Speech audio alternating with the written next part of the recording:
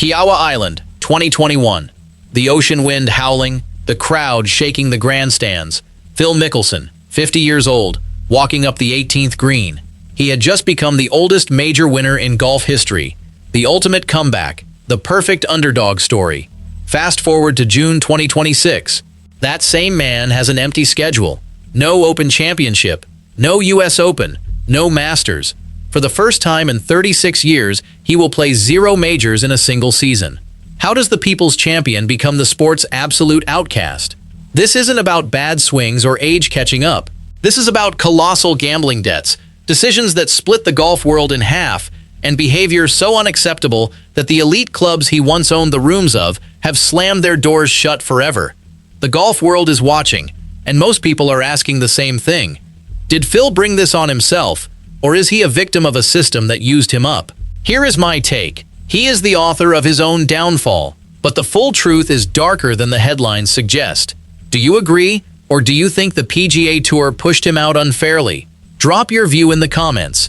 And if you want to understand exactly how a legend fell this hard, hit subscribe. We are about to show you every step of the humiliating journey.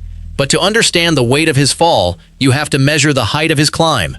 And that climb was never just about trophies. In 2022, something shifted. Phil stopped being just a player and became a power broker. He didn't just join Live Golf, he built its foundation. He was the chief recruiter, the salesman who picked up the phone and whispered billion-dollar deals into the ears of his peers. He cracked the PGA Tour's monopoly wide open, turning a gentleman's agreement into a bloody corporate war. This was the moment he stopped being the people's champion and started being the godfather. The fig jam arrogance that fans either loved or tolerated finally found a stage big enough to hold it. He wasn't just playing golf anymore, he was reshaping the entire business, daring the establishment to stop him. But here is the twist. Before he ever took the Saudi check, Phil texted journalist Alan Shipnuck. He called the kingdom's rulers scary motherfuckers. He knew exactly who was funding his new league. He knew the moral cost. He took the money anyway. That text leak destroyed his moral high ground forever. To the die-hard fans watching from home, it wasn't a revolution anymore. It was a cynical cash grab disguised as a rebellion. He wasn't a pirate king, just a pirate. Back in 2021, the crowd at Kiowa adored him. By late 2022, the locker room was fractured. The executives in Ponte Vedra Beach had a target on his back. The war had started, and Phil was holding the match. What he didn't realize was that he was standing right next to the dynamite. While he was busy winning the business war, his personal life was already in a freefall. The gambling had been bleeding him dry for years. The lawsuits were piling up. The behavior behind closed doors was becoming a pattern the elite clubs would eventually refuse to ignore. The power he had built was about to become the very thing that destroyed him. So what happened next? How did the king of the New World Order end up with nowhere to play and no one to call? The answer lies in the 5 years between that championship trophy and today. Let's go back to the money first. Over 3 decades, Phil placed bets totaling more than $1 billion. Between 2010 and 2014 alone, he lost roughly $40 million. That isn't betting for fun.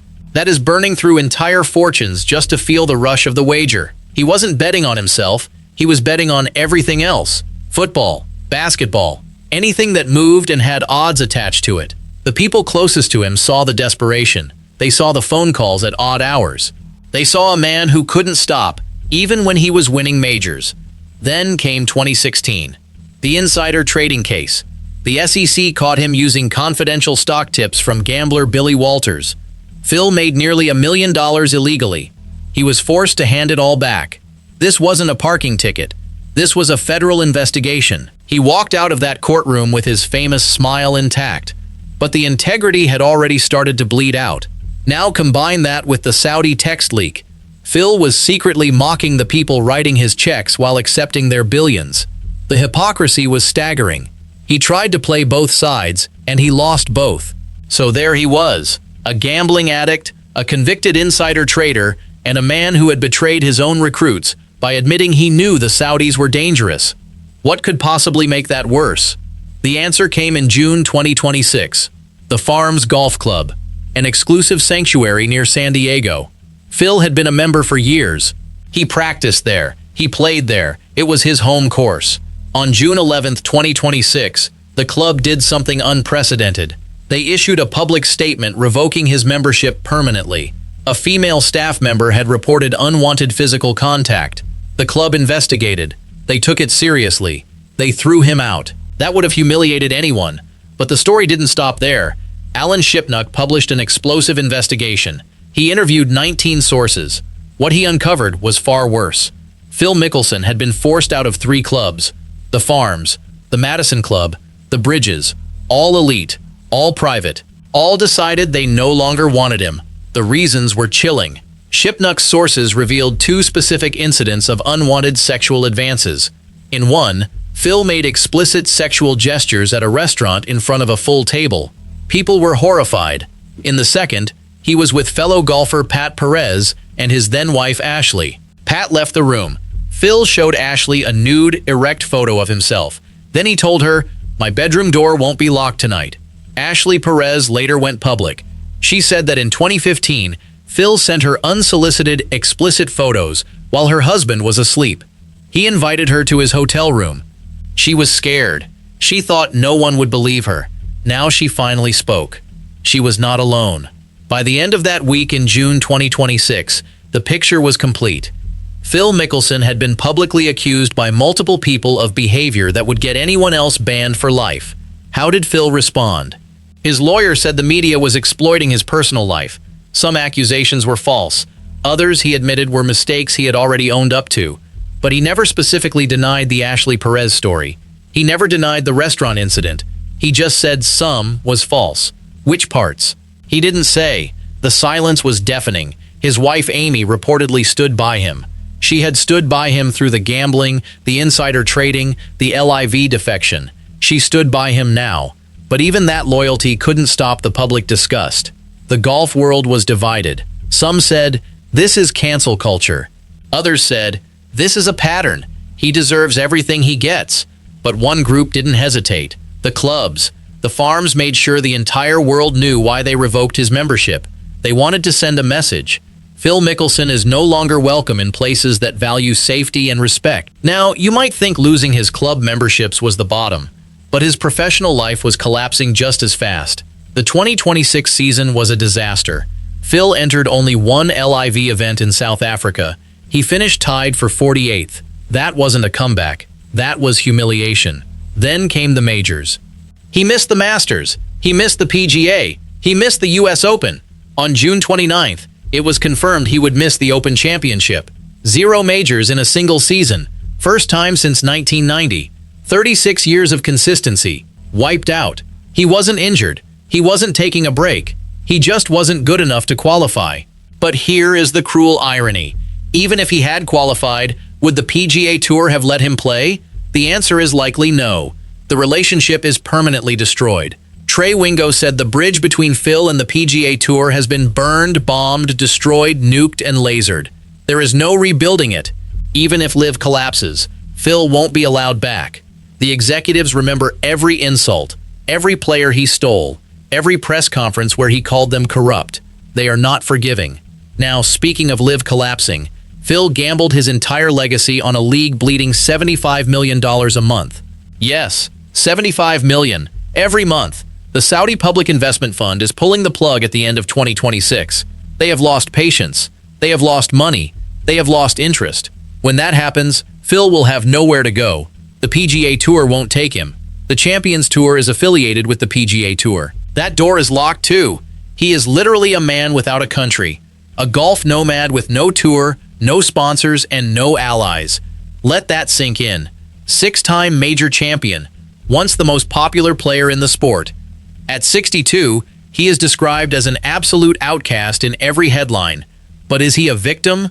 Some say yes. The PGA Tour forced him into a corner, the Saudis used him, the media piled on unfairly. I don't buy that. Phil made every choice. He chose to gamble his fortune away. He chose to take the Saudi money while mocking them. He chose to behave in ways that got him expelled from 3 clubs. He chose to burn his bridges with the PGA Tour. And he chose to defend LIV on television, claiming everything was fine, when he was completely in the dark about the league's finances. When the rumors surfaced that LIV was losing funding, Phil went on air and called them nonsense. He presented himself as an insider who knew the truth. But when the news became official, he admitted in a text message that he had been blindsided. He was in the dark, just like everyone else. He went on national television and defended something he had no knowledge of. He misled his audience.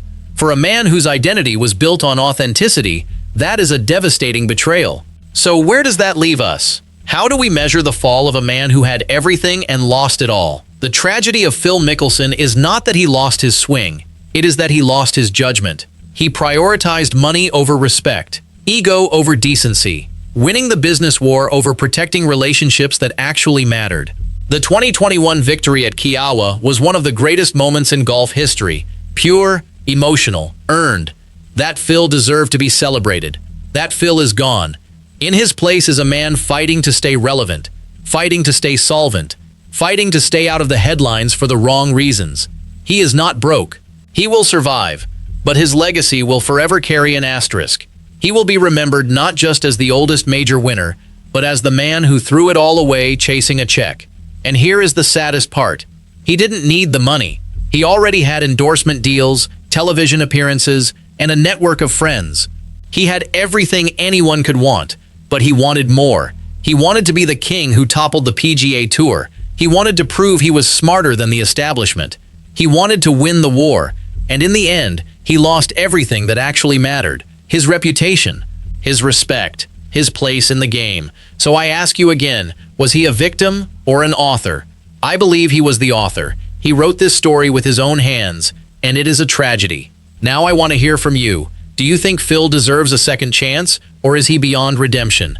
Drop a comment below, and if this story moved you, hit that like button and subscribe. We will keep bringing you the truth about golf's biggest stories. At the end of the day, golf is about more than scores. It is about character. It is about how you treat people. It is about what you do when no one is watching. Phil Mickelson failed that test. He failed it repeatedly. Now he is paying the price. But maybe there is a lesson in all of this. The fall is always harder when you climb too high on the wrong ladder. He climbed the ladder of money and power. When it broke beneath him, nothing was left to catch him. That is the real story of Phil Mickelson. That is why it is so heartbreaking to watch. Thank you for staying. If you want more deep dives like this, subscribe and turn on notifications. We have a lot more coming. See you in the next one.